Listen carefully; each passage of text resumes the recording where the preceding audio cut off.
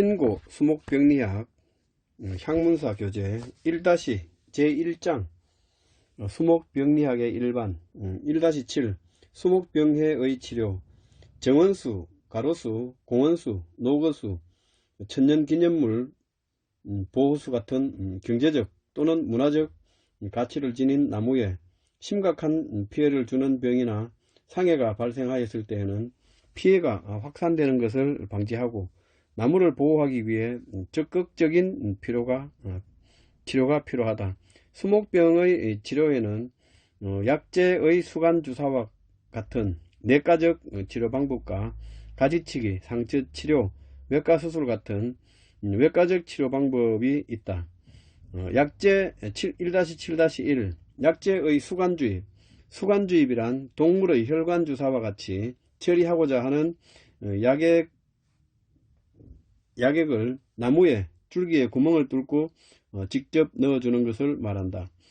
많은 사람이 거주하고 있는 교통량이 많은 도시 환경에서 가로수, 공원수 등 도시 수목의 병을 방지하기 위해 약재를 지상 살포하는 데에는 작업상 어려움을 비롯하여 환경오염 유발, 여러 차례 살포, 낮은 방제 효과, 많은 시간과 경비 등 여러가지 문제가 뒤따른다. 최근에는 이러한 문제점들을 해결하기 위해 사용하기 편리한 수간주입기와 침투 이행이 잘 되고 방제 효과가 높은 침투성 살균제가 다수 개발되어 약재의 지상 살포가 어려운 가로수, 정원수, 공원수, 노거수, 천년기념물, 보호수 등의 병을 예방하고 치료하는 데 널리 사용되고 있다. 수간주입법의 장점은 주입된 약액이 수체 내부로만 전달되고 주변 환경에는 전달되지 않기 때문에 환경오염을 일으키지 않고 또 연일회의 소량 주입으로 보통 수개월 이상 높은 방제 효과가 지속되기 때문에 지상 살포에서처럼 여러 번 살포하지 않아도 된다는 데 있다. 또한 수간주입은 약재를 살포했을 때에는 치료가 안되고 내과적으로 주입했을 때만 치료가 되는 파이토플라스마에 의한 병이나 소나무 제선충과 같은 전신 감염병을 치료하고 예방하는 데 매우 효과적이다. 예를 들어 파이토플라스마가 일으키는 대추나무 빗자루병은 옥시테트라사이클린을 살포했을 때는 치료가 안되지만 이것을 수간주입하면 놀라운 치료 효과를 발휘한다. 초기에 수간주입은 이미 발생한 수목병을 치료할 목적으로 주로 사용되었으나 지금은 치료와 더불어 예방 목적으로 사용되고 있다. 우리나라에서는 대추나무 빗자루병을 치료하는데 오래전부터 옥시테트라사이클린의 수간주입이 널리 사용되고 있으며 최근 소나무 제선충병을 예방하는 데 항생물질의 수간주입이 널리 실용화되고 있다. 미국에서는 세계적으로 유명한 수목 유행병인 너름나무 시드름병과 참나무 시드름병을 비롯하여 많은 종류의 조경수 병을 방지하는 데 약재의 수간주입 방법이 널리 사용되고 있다. 수간주입을 할 때는 유념해야 할 것은 주입공을 되도록 작게 뚫는 것이다. 사이고 박사의 연구에 의하면 주입공을 직경 5mm, 깊이 18mm 이하로 뚫었을 경우 많은 수종에서 주입공이 빨리 아물어 부후나 변색의 우려가 없다고 하였다. 따라서 주입공을 작게 뚫고 수간 주입이 끝나면 주입공에 락발삼이나 지오판 도포제 같은 상처 도포제를 발라 병원균의 침입을 방지하고 유압조직의 형성을 촉진하여 주입공이 빨리 아물도록 하면 좋다. 또한 주입공의 위치가 줄기의 아래쪽으로 가까이 갈수록 약액이 고루 퍼지므로 되도록 줄기의 밑동 근처에 드릴로 직경 0.45에서 0.5cm의 구멍을 30에서 45도가량 경사지게 세워서 뚫는다. 주입공의 깊이는 수피의 두께가 수종과 개체별로 다르기 때문에 수피를 기준으로 하지 말고 수피를 지나 목질부, 그림 보면 목질부 잘 표시가 되어 있으니까 잘 보고, 목질부의 변제 중에서 마지막으로 만들어진 나이테 1에서 5개 부위를 통해 물이 올라가므로 따라서 주입공을 2cm 이상 깊이 뚫어 상처를 크게 만들 필요가 없다. 수간주사는 수액 이동이 활발한 4월 초순부터 10월 초순까지 생육기간에 실시하는 것이 효율적이다. 흉고 직경 10cm 이하의 소경목이나 관목에는 수간주입을 실시하지 않는다. 수간주입 방법은 약액이 들어가는 원리에 따라 중력식, 압력식, 유입식으로 나누어져 있다. 중력식 수간주입법은 그림 1-29에서 보는 바와 같이 중력에 의해 저농도의 약액을 다량으로 주입할 때 사용한다. 일반적으로 용량 1리터인 수간 주입용 플라스틱 통에 약액을 담아서 나무 윗부분에 가지에 매달고 호스와 플라스틱 주입관을 줄기 아래쪽으로 주입공을 연결하여 중력과 수액의 흐름에 의하여 약액이 주입되도록 한다. 사람이 링거 맞는 거라고 생각하면 돼요. 이 방법은 비교적 많은 약액을 주입하는 방법으로 대량 주입이라고 부른다. 약액을 주입하는데 소요되는 시간은 수종과 기상 조건에 따라 다르지만 1리터를 주입하는데 보통 12에서 24시간 소요된다. 이 방법은 우리나라에서 대추나무 빗자루병을 치료하기 위해 옥시테라사이클린을 수간주입하는 데 주로 사용하고 있다. 압력식 미량 수간주입법. 압력식 미량 수간주입법은 소형의 플라스틱제 압력식 수간주입 용기 캡슐을 사용해서 약액을 압력식으로 수간에 주입하는 것으로 세계적으로 가장 널리 사용하는 방법이다. 그림 1-30 참조하고, 압력식 미량 수간주입 캡슐을 사용할 때 소량 5에서 10ml의 약액이 들어있는 플라스틱 캡슐의 뚜껑을 힘껏 눌러서 캡슐 내의 공기를 압축한 후 이것을 줄기 아래로 뚫어 놓은 주입공에 삽입한 주입관에 연결해서 약액을 주입한다. 압력식 주입 캡슐의 종류에 따라 캡슐 내에 공기를 압축하는 방법에 약간의 차이가 있다. 압력식 미량 주입법의 경우 약액의 주입에 소요되는 시간이 분 단위로 수에서 30분으로 짧기 때문에 단시간에 많은 나무를 처리할 수 있어 효율적이다. 소나무의 경우 송진의 유동이 활발한 3월에서 11월에는 유입식 수간주입기로는 수간주입이 안되지만 압력식 수간주입기를 사용하면 연중 수간주입이 가능하다. 압력식 미량 주입기는 1958년 미국의 마우겟사가 세계 최초로 개발해서 실용화하였는데 지금 여러 나라에서 다양한 형태의 제품들이 시판되고 있다. 우리나라에서는 소나무 제섬충병, 버점나무 방패벌레를 비롯한 조경수의 중요한 병해충을 방지하는 데 압력식 미량 수간주입법이 널리 사용되고 있다. 유입식 수간주입법. 유입식 수간주입법은 중력이나 압력을 사용하지 않고 약액이 유입되도록 하는 방법이다. 유입식 수간주입법에는 약액이 들어있는 소형 플라스틱 주입 캡슐에 압력을 가하지 않고 약액이 유입되도록 하는 방법과 주입 캡슐을 사용하지 않고 줄기에 비교적 큰 구멍을 뚫고 약액을 가득 채워 넣는 방법이 있다. 주입 캡슐을 이용한 유입식 수간주입법은 수간주입이 잘 되는 화렵수에 사용하는 데는 별 문제가 없지만 소나무류에 사용할 때는 송진 유동이 활발하지 않은 12월에서 2월에만 수간주입이 가능하다. 송진 유동이 활발한 3월에서 11월에는 송진에 막혀 수간주입이 안된다. 주입 캡슐을 사용하지 않고 줄기에 뚫은 구멍에 직접 약액을 넣을 경우 보통 1cm, 깊이 10cm 되는 구멍을 뚫는다. 이 방법은 비용이 가장 적게 드는 수간주입 방법이지만 이렇게 큰 구멍은 잘 아물지 않고 상처가 오래 지속되기 때문에 나무에 해로우며 되도록 사용하지 않는 것이 좋다. 그리고 삽입식 주의법이라고도 있는데 이거는 넘어가고 1-7-2 올바른 가지치기. 가지치기 전정은 나무의 건강, 미관, 안전을 유지하기 위해 필수적인 작업이다. 올바른 가지치기는 나무 건강, 미관, 안전 그리고 경제적 가치를 증진시키지만 잘못된 가지치기는 상처만 남기고 나무의 건강을 훼손한다. 가지치기를 하지 않고 병든 가지나 말라 죽은 가지를 남겨두면 병을 확산시킬 뿐만 아니라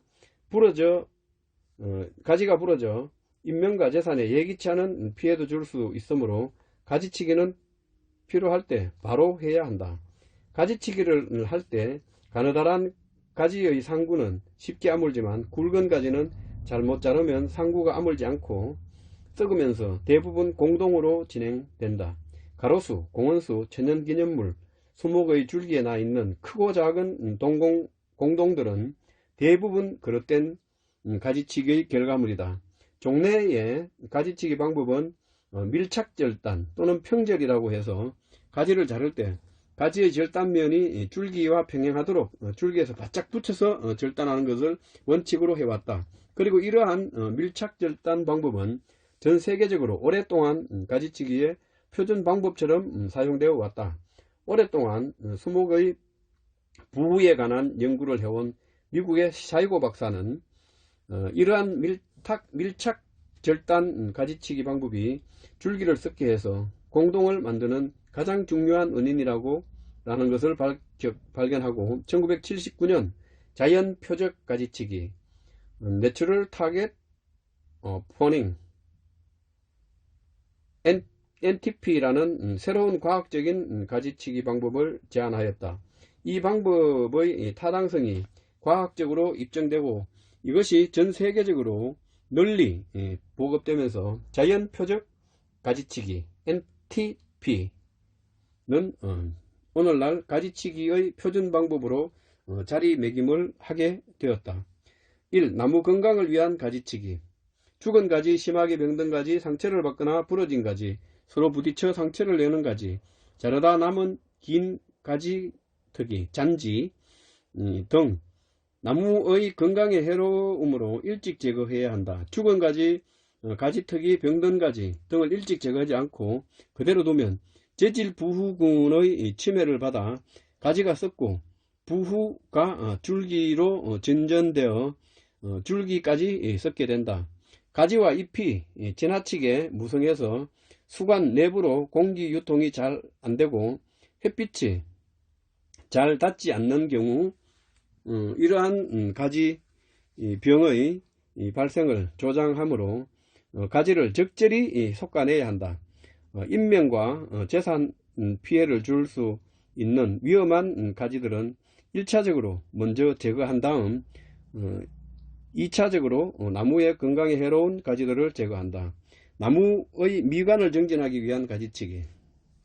조경수는 무엇보다도 미관이 중요하므로 균형 있는 수영을 유지하기 위해 적절한 가지치기를 해야 한다. 웃자람 가지, 도장지, 겹친 가지, 교차지, 너무 과밀하게 자란 가지들, 나무 안쪽으로 뻗은 가지, 밑으로 처진 가지, 역지 이하의 가지들, 원줄기에 발생한 장가지들, 쇠약한 가지들, 자르다 남은 긴 가지특이 등은 나무의 미관을 저해하므로 제거한다. 어린 나무 때부터 균형있고 아름답게 나무의 모양을 가다듬어야 성목이 되었어도 그 모양을 유지하고 오래도록 건강하게 자랄 수 있으므로 나무가 어릴 때 적절한 골격 전정을 해서 수영을 조절하는 것이 중요하다. 조경수의 미관을 유지하기 위해 나무의 모양을 가다듬고 원하는 수영으로 만드는 가지치기 작업은 풍부한 경험과 예술적인 안목을 요한다. 나무의 미관을 정진하기 위한 가지치기는 인명과 재산에 피해를 줄 수 있는 위험한 가지치기와 나무의 건강에 해로운 가지들은 먼저 제거한 다음 마지막에 실행하도록 한다. 인명과 재산의 안전을 위한 가지치기. 노그스와 같이 크고 오래된 나무에는 굵은 가지들이 말라 죽어 있는 경우가 많다. 이러한 가지들은 자체의 무게 때문에 언제라도 부러져 떨어지면서 인명과 재산에 예기치 않은 큰 피해를 줄 수 있다. 또 운전자의 시야를 가리거나 가로등, 교통신호등 등을 가려 차량의 통행에 지장을 주는 가지들, 보행자의 보행에 지장을 주는 가로수의 지하구 2.4에서 2.7m 이내의 밑가지들, 전선에 접촉되어 감전 위험이 있는 가지들, 전압줄, 통신시설에 장애가 되는 가지 등도 그대로 방치하면 위험하다. 이처럼 인명과 재산에 피해를 줄 수 있는 위험한 가지들은 가장 먼저 제거하는 것이 중요하며, 이러한 가지치기를 안전을 위한 가지치기라고 부른다. 종래의 조경수 가지치기 작업은 나무의 건강과 미관 정진에 큰 역점을 두고 실행되었다. 그러나 사람들이 나무와 접하는 기회가 늘어나면서 최근에는 인명과 재산의 안전을 도모하기 위한 가지치기의 중요성이 크게 강조되고 있다. 가지치는 시기. 가지치기의 적기는 수목이 휴먼 상태에 있는 늦겨울이다. 우리나라 중부지방의 경우 나무의 생육이 시작되기 전인 2월 중순부터 하순까지 가지치기의 가장 적절한 시기라고 할 수 있다.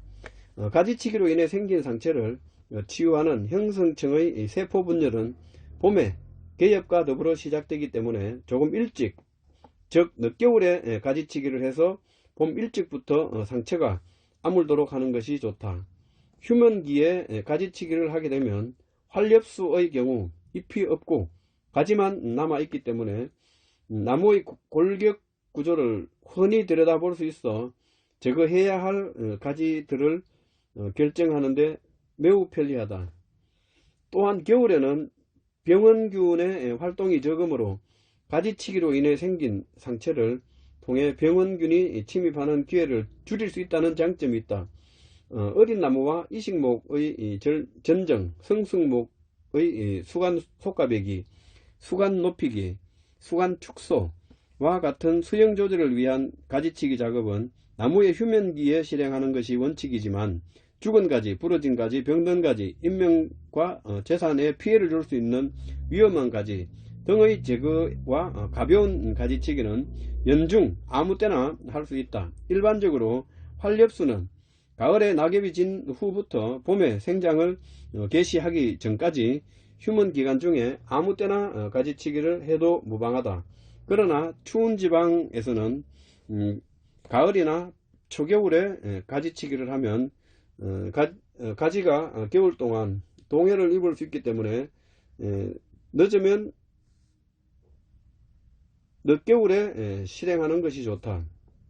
침엽수의 경우는 연중 아무 때나 가지치기를 해도 무리는 없지만 될 수 있으면 가지치기 할 때 수액과 송진이 적게 흘러나오는 겨울철이나 이른 봄 새가지가 나오기 전에 실행하는 것이 좋다. 수종에 따라서는 단풍나무나 자작나무처럼 이른 봄에 가지를 치면 수액이 흘러나와서 상처 치유를 지연하는 경우가 있다. 이러한 수종들은 수액이 많이 흘러나오는 시기를 피해 가을이나 겨울이 아니면 완전히 나온 후에 가지치기를 한다. 다섯 번째, 올바른 가지치기 방법. 올바른 가지치기란 사이고 박사가 개발한 과학적인 가지치기의 방법인 자연표적 가지치기를 NTP라 약칭한다. NTP를 이해하기 위해서는 먼저 NTP에서 말하는 자연표적인 지피융기선, 즉 지륭, 가지밑살, 지륭에 대한 설명이 필요하다. 먼저 지피융기선이란 줄기와 가지의 분지점에 있는 주름살 모양의 융기된 부분을 말하는데, 지피융기선을 경계로 줄기 조직과 가지 조직이 갈라진다. 다시 말해 지피융기선은 줄기 조직과 가지 조직을 갈라놓는 경계선이라고 할 수 있다. 지륭은 가지 밑살이라고 부르며 가지가 자신의 무게를 지탱하기 위해 가지 밑쪽에 발달시킨 약간 부어오르는 듯한 불룩한 조직이 있고, 그림 1-31 참조하고, 나이테가 비대 생장을 하면서 만들어진 나무는 대부분 지룡 안에 가지 보호대 라고 부르는 독특한 화학적 방어층을 갖고 있기 때문에 가지치기를 할 때 제거하지 않도록 주의해야 한다. 이 보호대는 가지를 잘랐을 때 외부에서 부후균이 줄기 내로 침입하는 것을 억제하는 화학 물질을 함유하고 있는데, 활엽수는 페놀을 주체로 한 물질로, 침엽수는 테르펜을 주체로 한 물질로 조성되어 있다. 활엽수는 페놀, 침엽수는 테르펜을 주체로 한 물질로 조성되어 있다.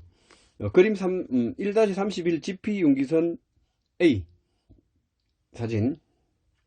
그 다음에 지륜과 그 내부에 형성된 가지 보호대, 이 사진을 잘 보면 알 수 있을 것 같고, 자연 표적 가지치기란 지피선과 지륜을 표적으로 해서 가지나 지륜을 절단하는, 즉 자연의 이치에 따른 가지치기를 말하며, 지피 융기선과 지륜은 가지치기에서 중요한 길잡이 역할을 한다.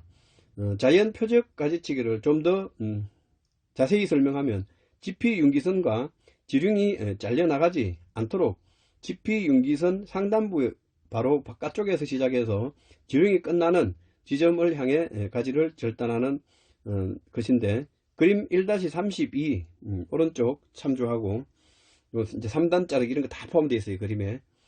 이렇게 자르면 줄기 조직이 상하지 않을 뿐만 아니라 가지의 보호대가 있는 지륜도 그대로 남아있게 되므로 병원균이 줄기 조직으로 침입하는 것을 저지하여 줄기가 썩는 것을 막을 수 있다. 그림 1-32에 보면 전통적 옛날에 우리 하던 방법, 그냥 그 줄기하고 평행하게 이렇게 일자로 잘라서 하는 방법하고, 최근에 79년 이후에 올바른 가지치기, 자연 표적 가지치기 방법 NTP, 요 그림 잘 봐놓고, 그러나 종래의 밀착 절단 방법으로는 가지를 자르게 되면 지피 융기선 안쪽에 있는 줄기 보호 주직과 가지 보호대가 들어있는 지륜이 모두 잘려나가기 때문에 상처가 잘 아물지 않을 뿐 아니라 무방비 상태가 되어 줄기 조직에 병원균이 침입해서 줄기 조직이 썩고 공동으로 진행되기 쉽다. 그림 1-33 참조. 이렇게 하면 안돼. 또 가지를 길게 남겨놓고 자르면 가지특이에 가로막혀 상처 유입제가 상구를 감싸지 못하고 가지특이가 썩어 들어간다. 이렇게 썩어 들어가서 구멍이 생기는 거지.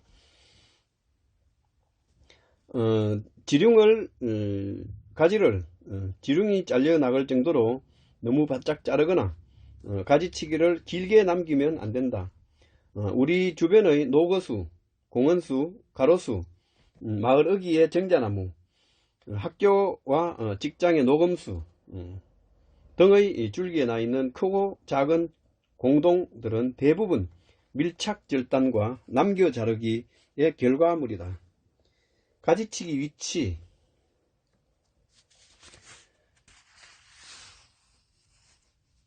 요거는 그 책에 시간을 보고 이렇게 사진을 보면서 각자 개인적으로 공부하면 될 것 같고, 교재 62페이지 상처 7 상처 도포제. 가지를 자르고 나면 절단면을 보호하기 위해 락발삼 도포제, 티오파네이트 메틸 도포제, 톱신 페이스트 또는 테부코나졸 도포제, 실바코 도포제 같은 상처 도포제를 얇게 발라서 노출된 상처를 통해 병원균이 침입하는 것을 방지하고 유합조직 형성을 촉진시킨다. 그림 1-41 A, B에 보면 상처 도포제의 효과가 잘 나타나 있다. 검증되지 않은 상처 도포제나 수성 페인트, 유성 페인트, 크레오소트 크레오소트, 콜타르 등은 사용하면 안된다. 이러한 물질들은 가지의 절단면에 바르면 형성층 세포들을 죽여 켈러스 발달을 저해하므로 나무에 크게 해롭다. 가지치기로 인한 상구는 작은 가지의 경우 형성층에 자라나온 상처 유합제에 의해 대개 2~3년 내에 아물지만 굵은 가지의 경우 5에서 6년 또는 그 이상 걸리게 되므로 가지의 절단면이 클 때에는 상처 유합제가 상구를 완전히 감쌀 때까지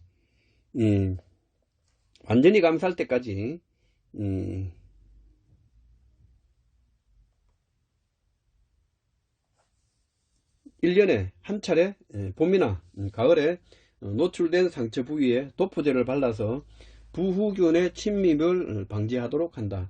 특히 벚나무, 은행나무 같이 부후에 취약한 나무는 가지를 자르고 나서 상구에 도포제를 바르지 않으면 곧 썩기 시작하므로 그림 1-41의 C와 같이 썩게 되니까 반드시 도포제를 발라서 상구를 보호해야 한다. 단풍나무나 자작나무 같이 봄에 가지치기를 하였을 때 수액이 많이 흘러나오는 나무는 흘러나온 수액이 완전히 마른 후에 도포제를 바르거나 또는 수액이 흘러나오지 않는 겨울에 가지치기를 한 다음 도포제를 바르는 게 좋다. 교재 63페이지 1-7-3 수목의 상처치료. 나무는 자라는 동안 차량 충돌, 볕댐, 피소, 볕댐은 피소, 상열, 잘못된 가지치기를 비롯하여 그 밖에 인위적, 기상적, 생물적 원인에 의해 줄기의 껍질이 벗겨지는 크고 작은 상처를 입는다. 도시에서는 특히 도로공사 등 각종 건설공사 과정에서 부주의와 무관심으로 줄기와 뿌리에 큰 상처를 내는 인재가 많이 늘고 있다. 수세가 좋으면 웬만한 상처는 그대로 두어도 대부분 잘 아물지만 큰 상처는 아무는 데는 수십 년이 이상 걸리기 때문에 일찍 치료하지 않고 그대로 방치할 경우 나무의 생장이 위축될 뿐만 아니라 병원균이 침입해서 상처가 아물기 전에 썩어 들어가면서 대부분 공동으로 진행된다. 따라서 나무에 큰 상처가 났을 때 되도록 일찍 적절한 치료를 해서 상처가 더 악화되고 공동으로 진행되는 것을 적극 방지해야 한다. 한편 숲이 상처가 아무는 속도는 수세와 밀접한 관계가 있으며 수세가 왕성할수록 상처 가장자리에 형성된 상처 유합제의 생장이 활발해서 상처가 빨리 아무는 반면 수세가 약한 나무는 상처 유합제의 발달이 미약하여 상처가 잘 아물지 않고 병원균의 침입을 받기 쉽다. 따라서 상처 치료를 하고 난 후에는 상처가 빨리 아물도록 봄에 비료를 충분히 주고 여름 가물 때에는 충분히 관수하여 죽은 가지는 제거하고 멀칭하는 등 적절한 건강관리를 통해 수세를 정진시켜 주는 것이 좋다. 1. 숲이 상처의 원인은 1. 인위적 원인, 차량, 중장비, 잔디 깎는 기계, 예초기 등에 의한 충돌 또는 접촉.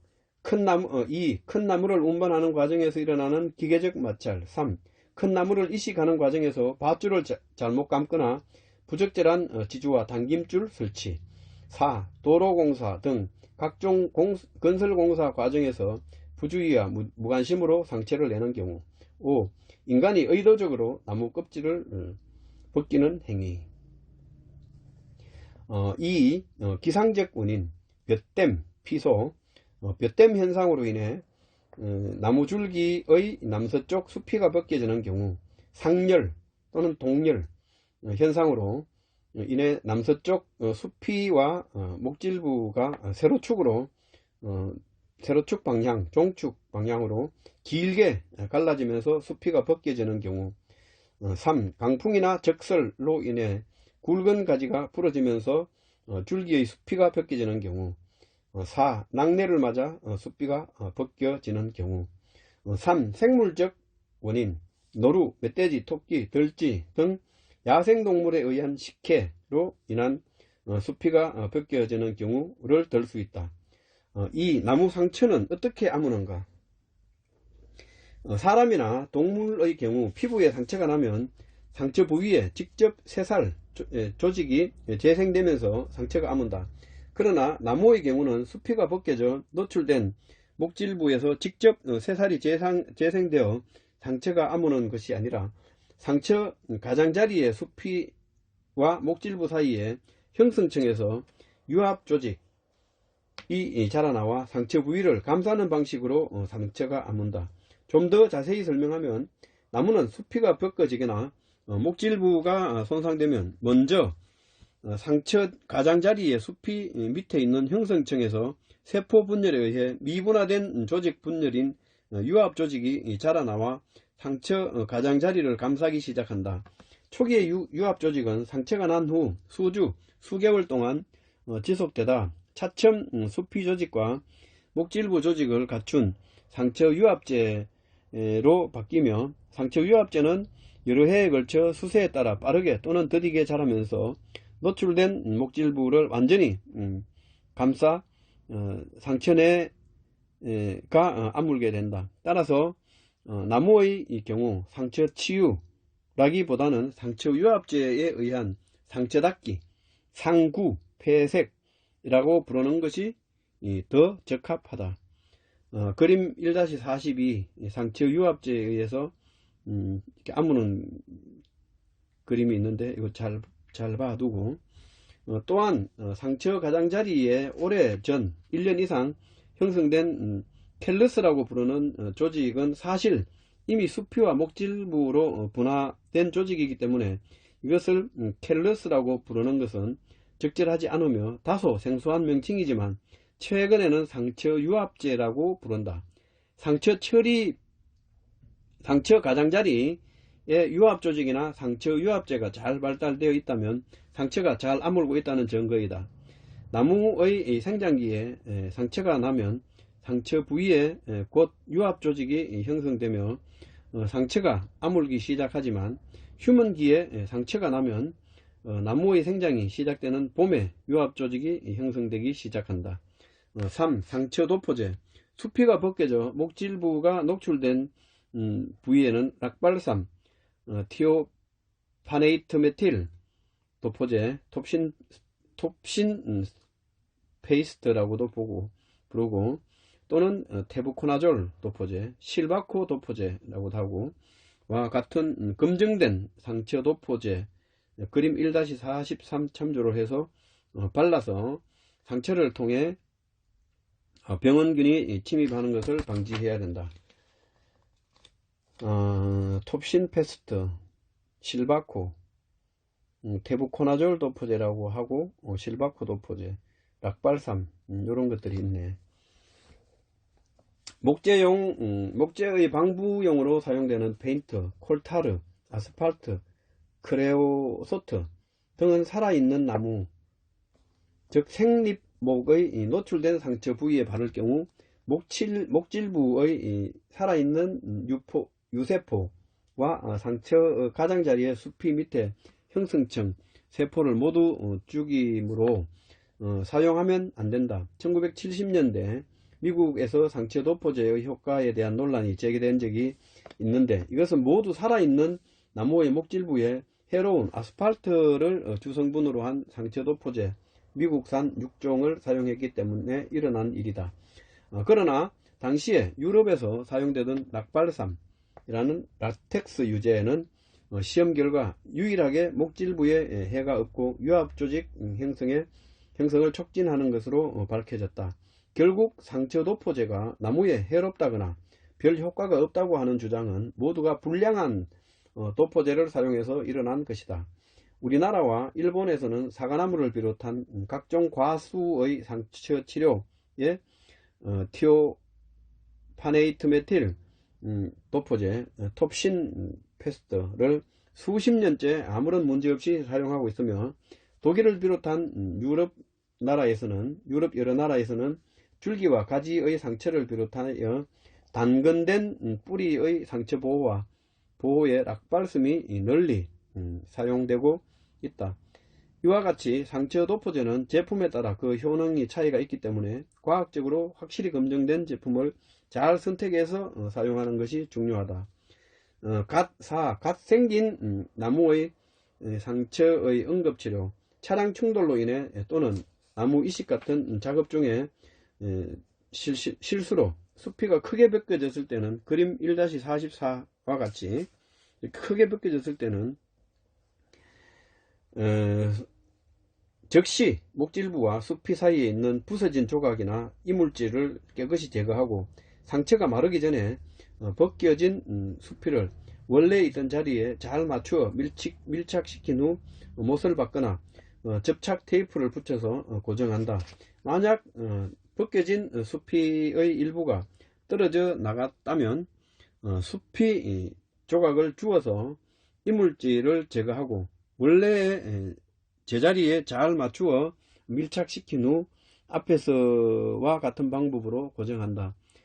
이어서 상처 부위가 마르지 않도록 여러 겹의 물티슈나 젖은 키친타올, 젖은 천으로 패드를 만들어 상처 부위의 전체를 덮은 다음 비닐로 패드 부위를 덮고 햇빛이 투하하지 않도록 청색 보호 테이프, 마스킹 테이프로 단단히 고정한다. 상처 부위에는 햇빛이 직접 비치지 않도록 가려준다.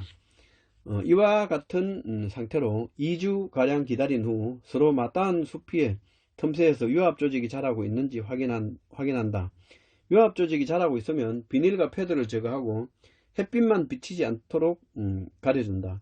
만약에 유압 조직이 자라고 있지 않다면 벗겨졌던 숲이와 갖다 붙였던 숲이 조각을 모두 말끔히 제거하여 상처를 노출시킨 다음 잘 드는 칼로 노출된 상처의 모양을 따라 상처 가장자리에 바깥쪽으로 1에서 2cm 이내에 온전한 숲이를 모관하지 않도록 둥글게 도려낸다. 숲이를 도려낼 때 목질부 깊게 상처가 나지 않도록 주의하고 칼은 70% 에틸알코올에 자주 담가 소독을 한다.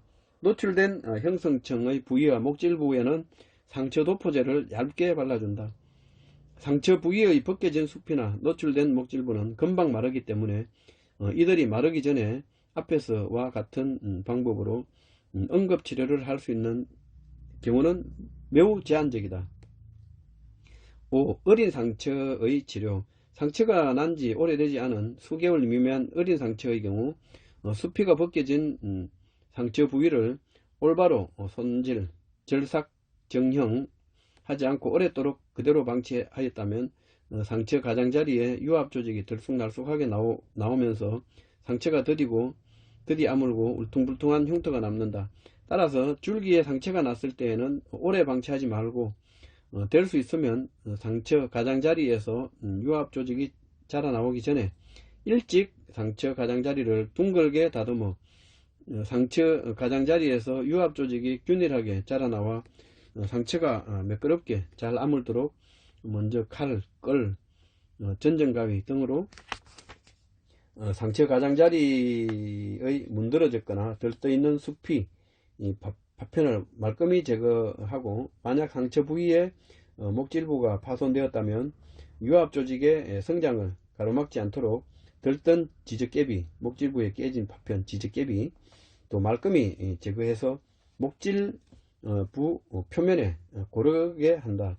이어서 잘 드는 칼이나 끌로 노출된 상처의 모양을 따라 가장자리에서 바깥쪽으로 2cm 이내에 있는 온전한 숲이를 둥글게 또는 완만한 곡선이 되도록 도려낸다. 새로 그림 1-45하고 1-46을 참조를 하고 새로 노출된 상처 부위는 상처 도포제를 발라준다. 과거에는 상처 부위에 가장자리를 양쪽 끝이 뾰족한 타원형, 방추형이나 배 모양으로 가다듬으면서 상처를 빨리 아물게 하는데 효과적이라 하였으나 이렇게 하면 온전한 숲이를 많이 도려내 상처가 커지기 때문에 도리어 해롭다.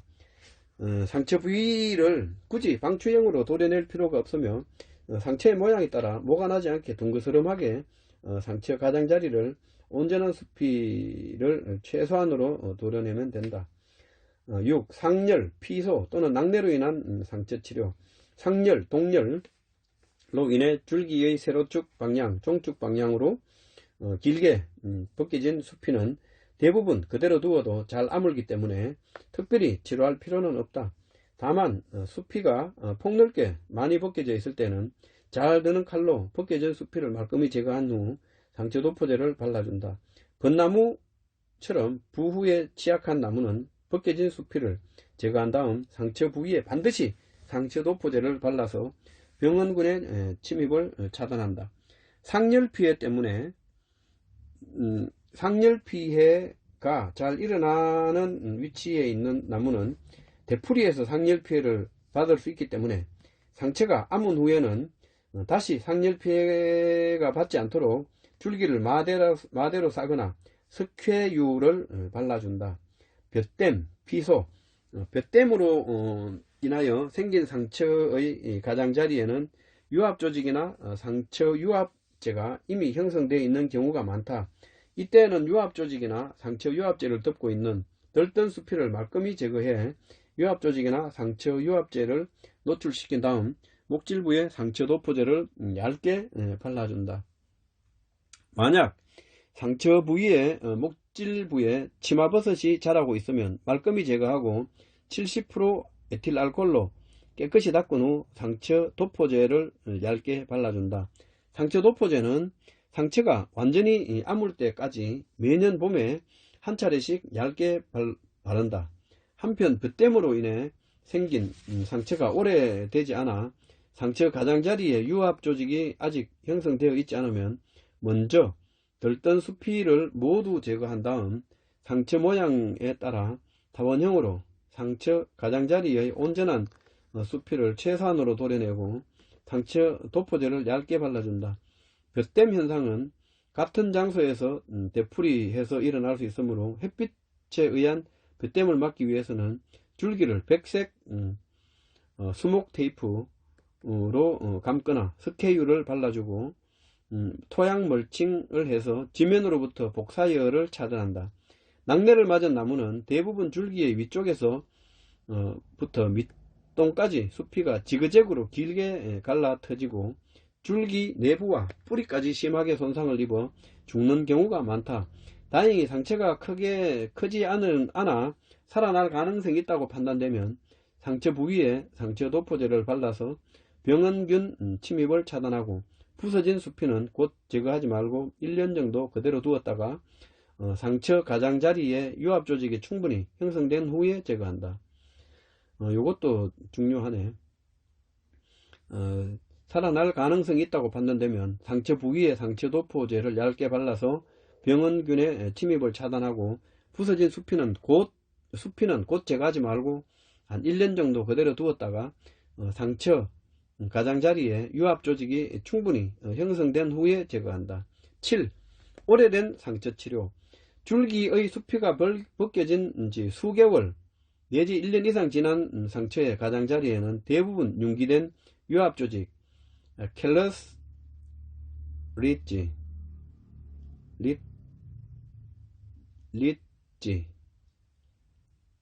캘러스 유압조직이나 상처 유압제가 형성되어 있다. 잘 발달한 상처 유압제는 대부분 밖으로 잘 드러나 있지만 어떤 것은 상처 부위에 들떠 있는 수피 밑에 가려서 잘 드러나지 않는 경우가 있다. 그림 1-47 참조. 지적개비 안에 이렇게 숨어져 있는 경우가 있다.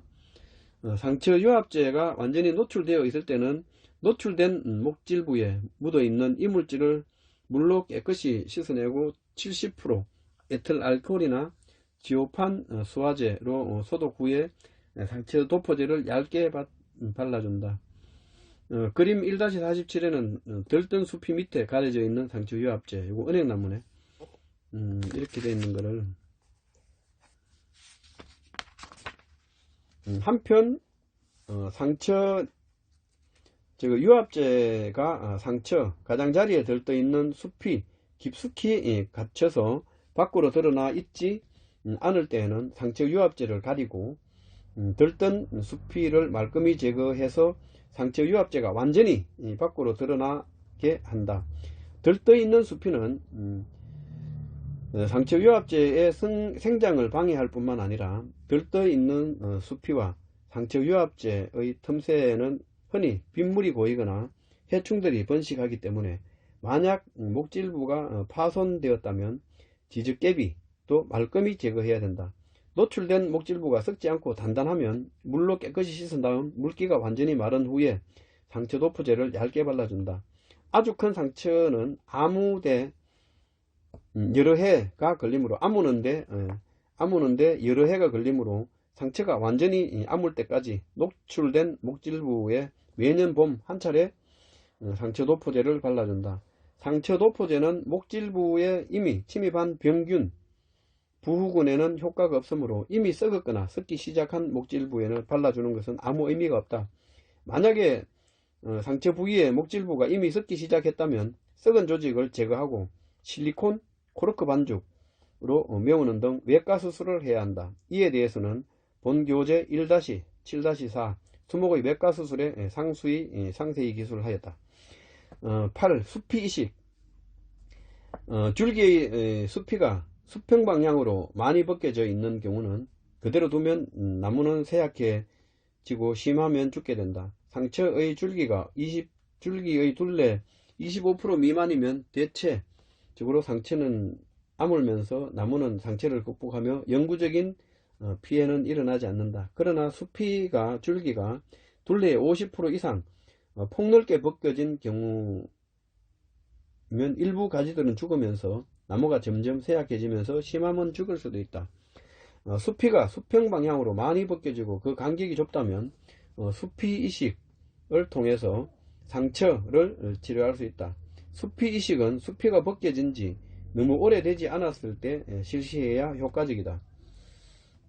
수피 이식은 벗겨진 지 너무 오래되지 않았을 때 실시해야 된다. 먼저 상처 부위에 있는 들뜬 수피들을 말끔히 제거한 다음 상처 위아래 약 2cm 가량 살아있는 수피를 수평 방향으로 벗겨내고 잘 다듬어진 상처 부위에 다른 나무에서 벗겨온 비슷한 두께의 신선한 수피를 이식하여 덮어준다. 이때 건강한 나무에서 벗겨온 수피가 마르지 않게 하고 수피의 윗방향과 아랫방향으로 방향이 바뀌지 않게 조심해야 한다. 가지와 줄기는 극성이 있어 위와 아래가 구별되어 있기 때문에 상처가 수평 방향으로 길게 이어져 있을 경우에는 이식하려는 수피를 다듬은 상처의 폭에 맞추어 5cm 길이로 잘라서 연속적으로 밀착하여 부착한 후 못으로 고정시킨다. 수피, 절편을 모두 고정하고 나면 여러 겹의 물티슈나 젖은 천으로 패드를 만들어 덮은 다음 비닐로 덮고 접착 테이프로 단단히 묶어서 건조와 이탈을 방지하고 그늘을 만들어준다. 수피 이식을 하고 나서 1-2주 후에 상처 부위에 형성층과 수피, 절편이 맞닿은 틈새에서 유합 조직이 자라나오면 수피 이식에 성공했다는 증거이다. 수피 이식은 형성층의 세포 분열이 왕성한 늦은 봄에 실시할 때 성공률이 높다. 수피 이식은 형성층의 세포 분열이 왕성한 늦은 봄에 실시할 때 성공률이 좋다. 물이 많이 나올 때 그때 실시하면 성공률이 높다. 9. 뿌리의 상처 치료. 외상으로 인한 지상에 노출된 뿌리목이나 굵은 뿌리에 껍질이 벗겨졌을 때는 줄기와 마찬가지로 상처 부위를 말끔히 다듬은 다음 상처 도포제를 발라 병원균의 침입을 방지하여 상처가 빠르게 아물도록 한다. 7-1-4 71페이지 요거는 수목의 외과수술 즉 코디트 요건 잠시 쉬었다가 할 수 있도록 합시다.